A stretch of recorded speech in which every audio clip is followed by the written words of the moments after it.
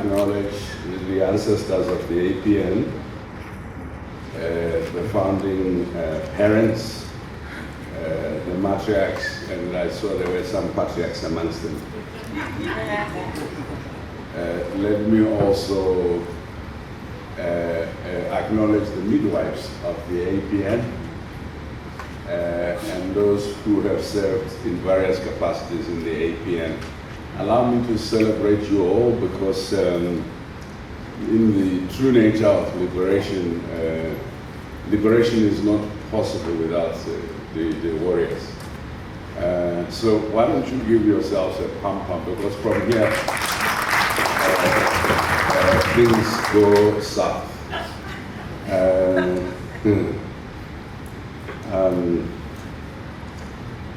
It's a very humbling experience to come and converse with very eminent people who have dedicated their lives to the project of transformation.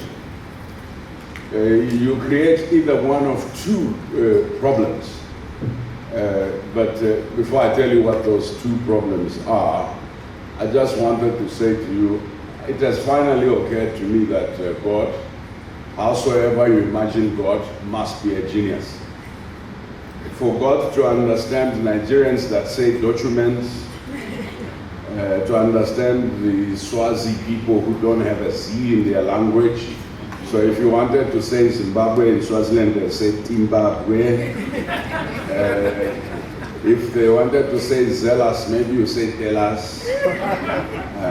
And also, God still understands the various shades of Nigerian accent. So you can imagine when you are praying. The Kenyans say Kunashida too, and the Nigerians say Wahala de plenty or Wahala de o.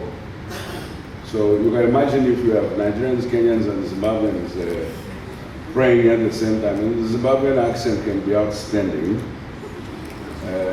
because you can't tell whether the person is saying send, or meant, or whether they're saying dead as in the person died, dad as in my father, dead. So, you know, that's how we understand each other. So you can wonder why our country sometimes people say it's in crisis. No, it's English. It's English that's in crisis. It's English that's in crisis on this continent because, and I need to just say, in the spectrum of development of the work that we do, one of the things that has been very fantastic is the expropriation of our space, the expropriation of our narratives, the expropriation of our terminology, and its Westofication. And I use the term Westofication as the poisoning of innately African terms and trying to make them make sense to the West. And so one of the Westofied or the Westofication that has happened is the term Ubuntu. Now, let me try and unpack it because even those in the academy who have tried to write about Ubuntu have done great and grave injustice. Ubuntu is not I am because you are. Ubuntu was founded on 5 cardinal principles. The first principle is that life is lived in continuity. The ancestors live in us, we live in them, and all live at the same time in continuity. The neighbor lives in you and you live in them, and the judgment of your humanity is reflected in the continuities that are between you and the neighbor. This is why the most heinous crime you could commit was witchcraft. Witchcraft was the ability to hate and to treat with malice the other. This idea of continuity of the self or reflection of the self in the other was not simply because I am because you are. It was I complete who we are. That is the correct term. And our collective is who we are. And there is no individual without the collective, and no collective without the individual. The second was reciprocity. this idea, izandla ziyakhezana. Somebody said yesterday, not a single, so for people who came from Europe, you might not relate to lice. Lice are those creatures of decolonization that at the inception of the colonial state and forced urbanization, they worked wonders in restraining the mass exodus. Lice and mosquitoes were part of Africa's decolonization. So we are grateful that West Africa was not entirely run by the colonial project, because the indigenous mosquitoes stood in solidarity with its law of the land. And so we've never credited the mosquitoes in the liberation project, but we need to. So the idea was that not a single finger can crush lice. So you needed the idea that we succeed together, that strength is in mutuality. There was a third idea. The third idea was that giving was never based on having, giving was based on being. And I need to explain that to you. Our society was not founded on the rich giving to the poor. This is a genuinely Christian and Islamic tradition. Our society was based on the understanding that no matter how impoverished or poor, everybody had something to give. So whether it was their labor, their time.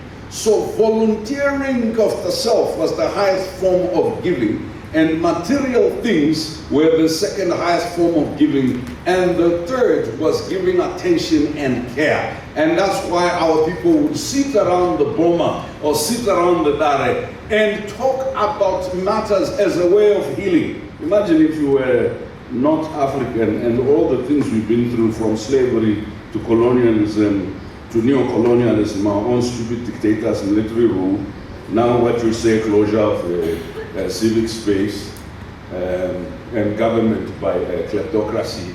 You would have had so many mental health institutions in Africa. So part of the healing process was this idea that we are able to process. I need you to understand, ingrained in that principle was constant and perennial mentorship. So many of you understand that you could, if you were a white person, and if you are here and you're white, this is part of your Africanization, and welcome home, because it happened to you. If you go to Oxford, they give you the traditions. So this is your ritual. It will be brief, it will be quick, and you'll enjoy it.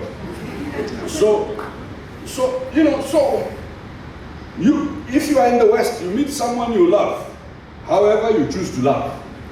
In the West, you just go on your knee and say, I love you, can you marry me here? And it's done, Western love is nice and cheap, it's quick. In our society, you meet someone alone without your parents. Then you have to go and tell an aunt. Now let me describe that process to you. It's called mentorship. You go and tell an aunt, and it's called what? Quality assurance. You go and tell, oh no, why are you laughing at me? I'm telling you the truth now. So the aunt says, where is he from? How many of you know that between a kiss on the cheek and a kiss elsewhere, you don't ask geographic location or GPS location? So you forget minor things. Why do they ask about where your lover is from? Because it helps them understand the type of people, the type of family, the type of risk.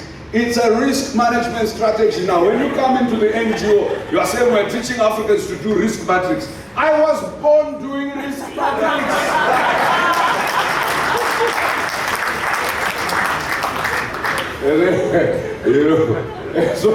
So you go to the aunt has to tell the parents, it's a whole ritual, right?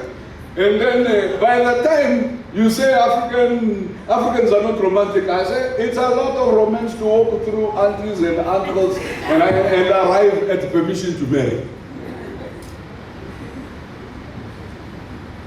So there is something about our society. And then when you think, okay, it's now permitted, the people arrive to come and do. I know that if some feminists, you don't believe in dowry, and if you are like me, you don't, because it's impoverishment of the already poor males. But for those who still want dowry, because they've realized that if your child is likely to be abused by somebody, at least you need insurance for the return home. Whichever way you read dowry, right? I want to tell you that once they've decided, the people arrive with the dowry. It's not like celebration. They still have games where they are torture them a little to see if they are patient. Sometimes in this country they make you sit in the sun. 3 hours waiting to get into the house. You get into the house, they want you to sit on the floor. You say, why is this love suffering? It has created two things in our society. The quality of relationships between two families is built in these games of quality assurance, risk assessments, and these things that happen. Our society and the knowledge that constructs us. If you decide to give birth to a child, your mother or your grandma comes to live with you. It's your first child, you've read all the books, you've been to the antenatal clinic and everything. Why is your mother coming? Why is a villager coming to your house? She has not read Dr. So-and-so. But I tell you, grandmother after 16 kids, one of whose kids is your own parent, knows something that the antenatal clinic guy does not know, or girl does not know. The genius of our society lay in practice that could be transferable, but practice that we now have an obligation to record, not through Westification, but to record by understanding the logic of our society. The logic that tried to construct us. Not everything was positive about African tradition and society, but there is something that is very true. You cannot construct Ubuntu based on abstract alien values that are distracted, obstructed, and removed from your Africanness. Ubuntu has to harvest the rich heritage of knowledge and practice amongst our people. So we did not give out of charity. We gave both out of obligation, but we also gave out of an understanding. You may call it compassion in modern day terms, but it was much more than compassion. It was an existential understanding that impoverishment anywhere around you would lead to your collective impoverishment, your own insecurity, would lead to your inability to extend yourself as a generation, extend yourself as a clan, extend yourself as a people. Self-determination was key to the understanding of Ubuntu. Self-determination, it was not just the humanism of treating people with dignity, it was the pride and commitment to preserve that dignity at all costs, including your own personal discomfort or your collective discomfort, because it was appreciated. You cannot. Some people say, well, do societies that do collective development ever develop?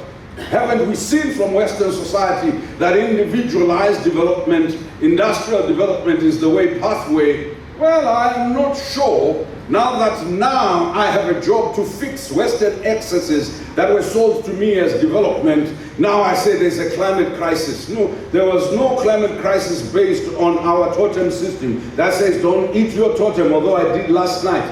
Our system that says don't. No, I need you to understand, in our so-called backwardness, we had systems for preserving rivers, systems for preserving mountains and forests, systems for preserving wildlife. So our economies pre-colonial and our economies in continuity were nature-based economies. We grew food that did not make you pot-bellied like me and unhealthy, type 2 diabetes, high blood pressure. And now they say, no, don't grow that, come into town, eat civilized food. What is civilized food? Processed pasta, fast food, and etc. And they had made us leave the villages. Now we had abandoned the village supposedly for modernity. We were in town, unable to produce what we eat, eating what was being processed and imported from elsewhere. And we got new diseases. And by the time we were trying to return to the village to eat healthy food, they had taken over the villages and they were calling it organic farm producing spaces. And then we in the NGO started saying, oh, land grab, land grab, land grab. The first thing that happened was the discussion or the debate or the narrative that persuaded you of your own inferiority. What is a native without land? What is a peasant without land?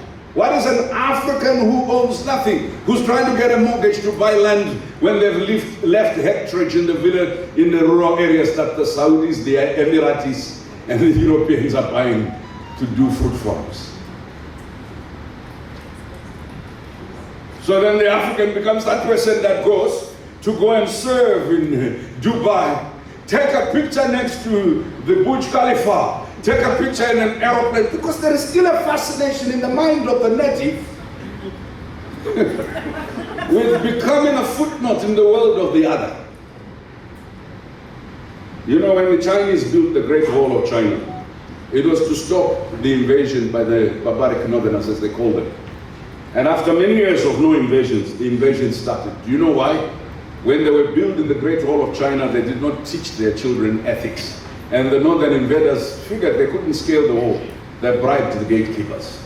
The fundamental challenge in decolonizing epistemological terrains in Africa is that many of us in this room, I'm not talking about the rural, are bribable. A simple salary from your employer, a simple invitation to a conference, you release all the secrets because you are worth no more than acknowledgement and embrace by the other. When the other shows you that you are an exceptional black woman, you are an exceptional black man, and when you are in that terrain, you begin to feel like I am far above my own people.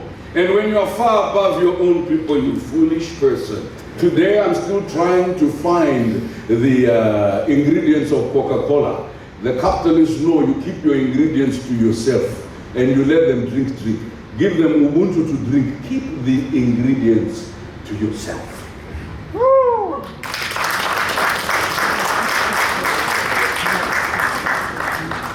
So my friends, you see, decolonization is a political project. It's a social project. It's a spiritual project. It's a psychological project.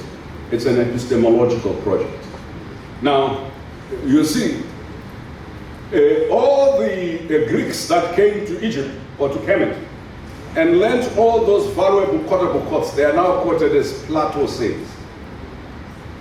The democratic nature of knowledge.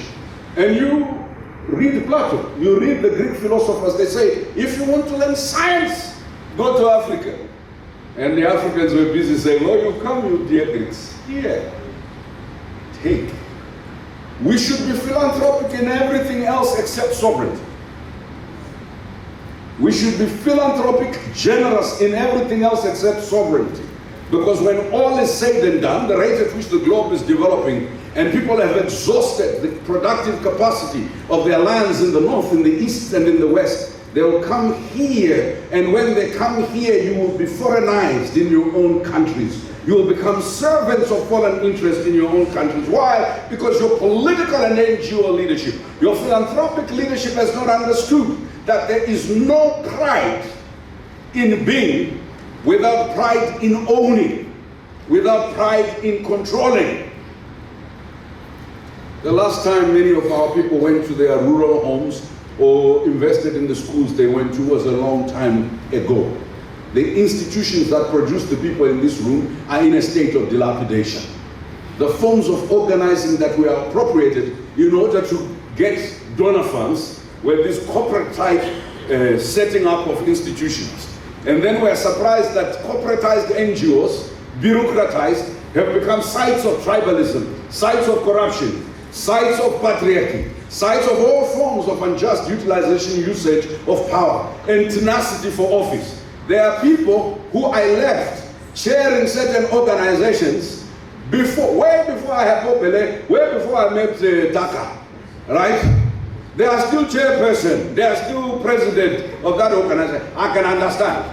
If your own baby, you can never discard your own baby. But please, if this is about institutional renewal and integrity, we need to ask serious questions in this room. And let me tell you what those serious questions. To what extent does over-mothering an institution, over-fathering an institution begin to suffocate the creative juices and the ability for regeneration and the ability to see the future?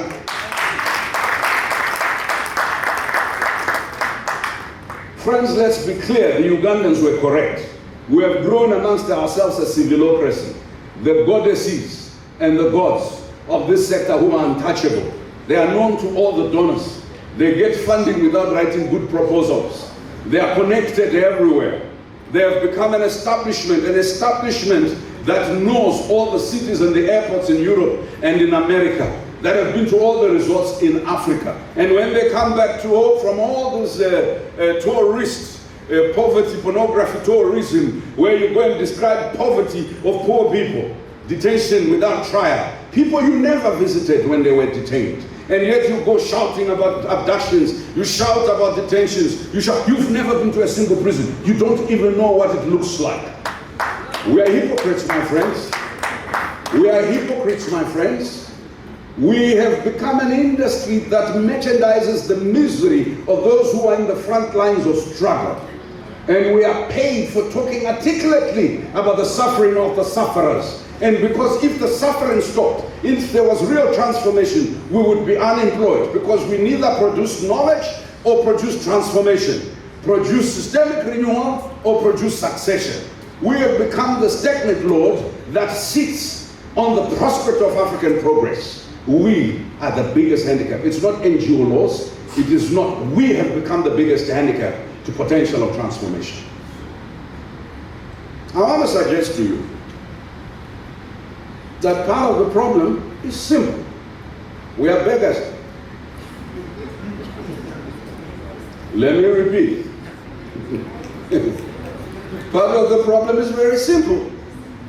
We are beggars. I used to run a group here in this country, so we accumulated money, and we decided, there are two people who used to work with me, we were not going to do anything, so I decided, okay, I've served 2 years, let me leave, and I became chair somewhere, and then I was still on the board, and then what happened is the new director came and bought a Pajero. Togo Mache remembers the story, Togo is out there, and I said to her, go and sell it. Then she came, this is patriarchy, this man, I bought a Pajero. So the sister would phone me and say, it's a female leader. I said, I don't give a damn. Whether female, male, women. You cannot sanctify corruption.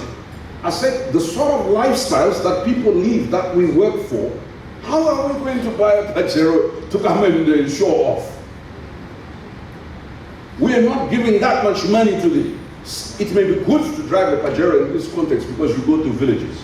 But in that context of social struggle, we had people who wanted to live in the same neighborhood as the bosses of leading corporates. Live and drive, play in the same. I see that all the time now. And it may be who you are, rabidly capitalist. So please don't come and pretend we want to destroy the system of primitive accumulation. Just embrace your appetite for accumulation and say, my brothers and sisters, I'm not here to decolonize anything. I will kiss the colonialists, I will wash their feet as long as they pay for my lifestyle.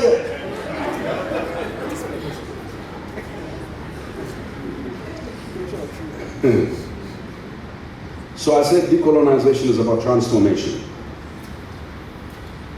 We have to ask ourselves whether something has changed since 2010. When we were setting up APN, it was at the peak of the global economic crisis. Demographically, a lot of things have shifted. Has APN shifted? Has the constituency shifted? Are we still organizing in the same way?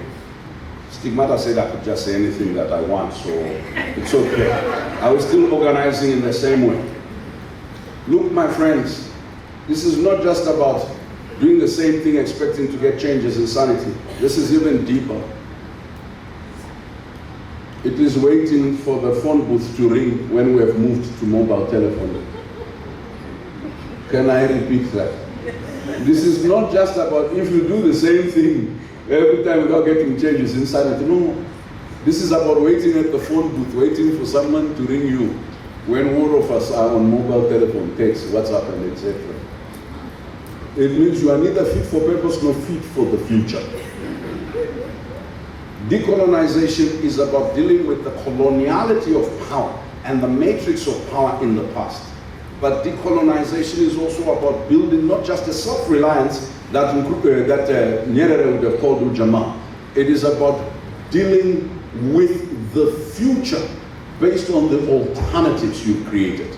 So there is the negative thing about removing the constraints imposed by you by colonial systems of knowledge, colonial systems of worship, colonial systems of being, of becoming, and of belonging. Self-reliance, self-determination. The imagination that must taunt and haunt us here is how do we live in a space and imagine that a day will come when no one from outside our continent will give us money? Or rather, how do we begin to appreciate that the civilocracy or the elite of philanthropy and civil society has reduced the fundamental challenge we face to the volumes of money that are given, as my colleague said, Ford did, bills. You give money for the longest period of time for core support. And if we're to reflect, this is not a reflection on Ford, but on ourselves. A lot of the institutions that get long-term support, that they don't have to do this project funding, some of them have institutionalized internal autocracy. Let me repeat, because there are no sacred cows here, right?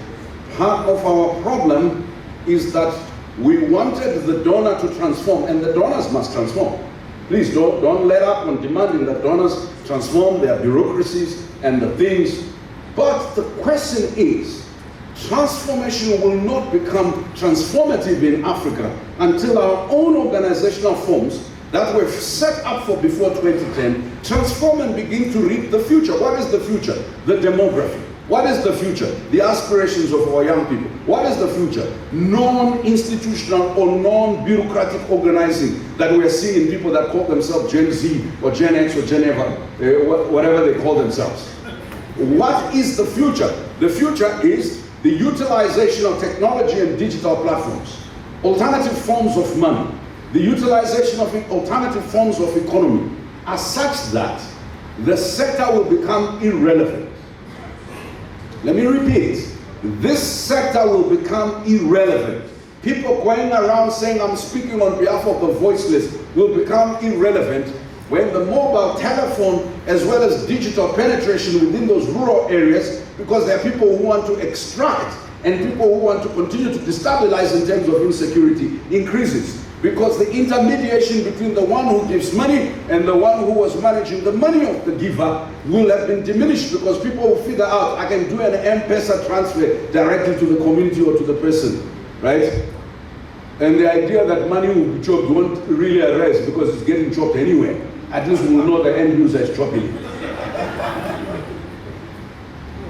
I may be using hyperbolic terms. What I've come to challenge us to do is to think about decolonization is not a nice to have. It's not deracialization. It's not dealing purely with white dominance of our sector or foreign dominance of our sector. Decolonization is dealing with the dominance of alien and foreign, decadent, obsolete ideas in how we think about organizing, mobilizing, and transformation. Decolonization is about dealing with the pervasive problem of black inferiority, that accept that nothing will function unless it is under white supervision. I can tell you, I work in global philanthropy. I can't tell you how many times people have preferred to phone a white person, white officer who reports to me or reports to someone who reports to me, because they cannot fathom, why did they put this native in charge? Or is this native really in charge? Let's phone people who traditionally hold power. So I also play the game. I arrive and they say, I know, we will ask our people. They say, no, I was talking to your colleague, so and so, and they give you a fancy Western name. I say, oh no, continue talking to that person. My friends, an inferior people cannot construct a superior program. A short-term focused people concerned purely about how to pay their salaries, live large, or hold fancy conferences, and exchange business cards, even electronic ones. What I come to tell you is you are this continent's hope for transformation and revolution.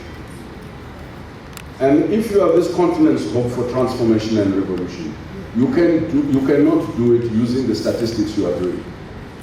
You cannot do it using the knowledge you are doing. You cannot do it using the organizational forms you are using. You cannot do it simply gathering again. Look, some people here, they met here, they got married, they now have children together from these conferences. No, it's true now, you want me to name names? So these conferences are good. These conferences are good stigmata for social integration, continental integration. Now, what stigmata asked me to do, she asked me to beg you. A warrior armed with the weapon of thought, who sits crying, waiting for a liberator, is worse than an infant. Your own self-infantilization, your own self-juniorization in the spaces of knowledge, in the spaces of transformation has become the problem. None of you talk about ecological debt anymore. What is ecological debt? It was a radical belief by indigenous peoples that Africa and the developing world, the islands, are owed a historical ecological debt by those who have overreached in their consumption of nature. And that therefore, what we are owed is not just risk capital to deal with floods and core, but reparative capital to deal with the fact that this harm is not happenstance. That's a consequence of things done by others. But you will not use that language because you are afraid. You are even, no, let's find uniting language. Now, let me tell you, my sisters, if you try and find uniting language with a rapist, you will not call it rape. Do you understand what I'm saying? You have to accept that there has to be accountability for something. Now we are talking about how to do microcredit, microfinance, and we will not use the term neoliberalism has failed anymore. You know why? Then you sound like a socialist or like a communist. But for goodness sake, even the Americans say laissez-faire capitalism is not good for us, right? They are doing protectionism. They are calling other people of color, they call them criminals and rapists. That's why they don't want them in their countries. We have arrived at a point where African integration, African transformation, African decolonization must cease to be the exercise of moribund university thesis writing folk, to asking the question, what is decoloniality in the practice of love? What is decoloniality in the practice of faith? What is decoloniality in the practice of giving? What is decoloniality in the practice of development? What is decoloniality in the practice of voluntarism? But what is decoloniality in the practice of justice? What is decoloniality in the practice? Then, after you've done decoloniality, ask yourself, I don't want agency. I want transformation. Agency is not enough. For me to have a voice at an iron table or steel table predetermined by others is not to make me more than a participant. I want to be more than a participant. I cannot be a participant in my own continent. I hope you too realize that if you don't own this continent anymore, if all you want is to become a participant in your own continent, then maybe someone bewitched you, and we must find a marabout or someone to deal with it. And the small point Taka did not want me to make is, friends, religion can be a force of transformation on this continent. But religion consistently has brought a space of trillions, if not millions, that remains unaccountable to the transformative impact. Miracles are good. I'm looking for one.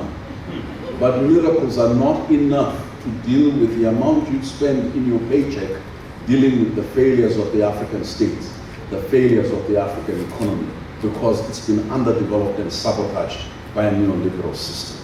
So I'm appealing to you, those of you who are preachers, who are imams. I don't want to call you false or fake. I don't want to say you abuse anyone. No, that would be disrespectful. I simply want to say to you, when you are done doing miracles, please come, let's do development and empowerment. Right? And I want to say to those of you who kept on saying this stupid thing, don't give a man a fish or a woman a fish, teach them how to fish. I want to remind you what I said a couple of months here. because of climate change, because of extractivism, the rivers are no longer there. So even if you teach the person to fish, there are no rivers to fish from. God bless you.